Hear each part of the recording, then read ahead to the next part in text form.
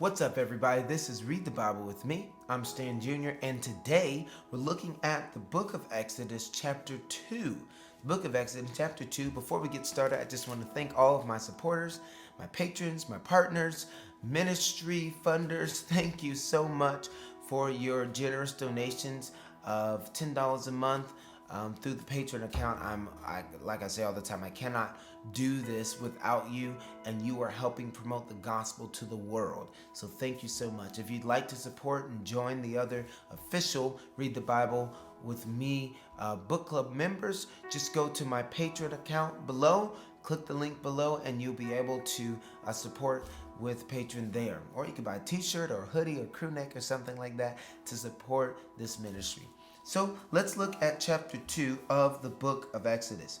It says, "Now a man from the house of Levi went and took as his wife a Levite woman.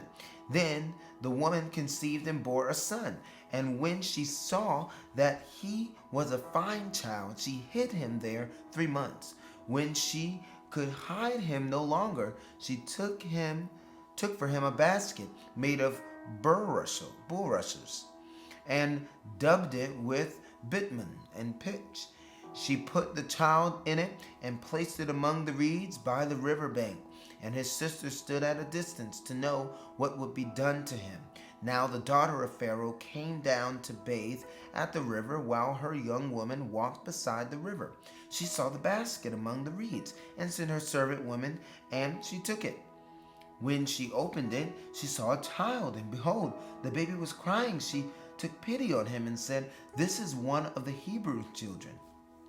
When his sister said to Pharaoh's daughter, 'Shall I go and call you a nurse from the Hebrew women to nurse the child for you?' And Pharaoh's daughter said to her, 'Go.' So the girl went and called the child's mother. And Pharaoh's daughter said to her, 'Take this child away and nurse him for me, and I will give you your wages.' So the woman took the child and nursed him, and when the child grew older, she brought him to Pharaoh's daughter, and he became her son. She named him Moses, because she said, 'I drew him out of the water.' One day, when Moses had grown up, he went out to his people and looked on their burdens, and he saw an Egyptian beating a Hebrew, one of his people. He looked this way, that, and seeing no one, he struck down the Egyptian and hid him in the sand, when he went out the next day, behold, 2 Hebrews were struggling together, and he said to the man in the wrong, 'Why do you strike your companion?' He answered, 'Who made you a prince and judge over us? Do you mean to kill me as you killed the Egyptian?' Then Moses was afraid and thought, Surely this thing is known. When Pharaoh heard of it, he sought to kill Moses. But Moses fled from Pharaoh and stayed in the land of Midian, and he sat down by a well.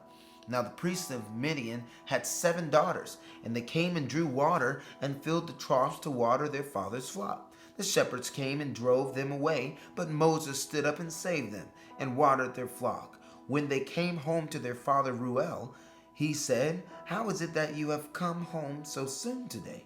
They said, 'An Egyptian delivered us out of the hand of the shepherds, and even drew water for us and watered the flock.' He said to his daughters, 'Then where is he? Why have you left the man? Call him, and he may eat bread. And Moses was content to dwell with the man. And he gave Moses his daughter Zipporah. She gave birth to a son, and he called his name Gershom, for he said, 'I have been a sojourner in a foreign land.' During those many days, the king of Egypt died, and the people of Israel groaned because of their slavery and cried out for help. Their cry for rescue from slavery came up to God, and God heard their groaning. And God remembered his covenant with Abraham, with Isaac, and with Jacob. God saw the people of Israel, and God knew." So I'm so grateful that we don't only serve a God that hears our prayers, he sees our pain, and he knows our pain. That's what it says. It says God heard their cry, he saw them in pain, and he knew. He knew exactly what they were going through. So I'm so grateful that we serve a God that understands what we're facing right now. And whatever the world is in a place right now, God is not ignoring this. God sees this, and his children, he will come for. He will come to save his children. And you better believe that no matter how bad it looks, no matter where it is going, that you feel that life is taking turns in the direction that you don't like it, God is able to take it and turn it for the good for those that love him.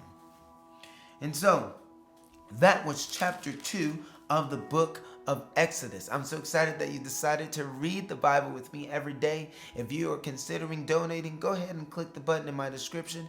Please click that subscribe button, and also you could buy a t-shirt or something to help support the ministry. God bless you, and next time I see you, we'll be reading chapter 3 of the book of Genesis, or of the book of Exodus.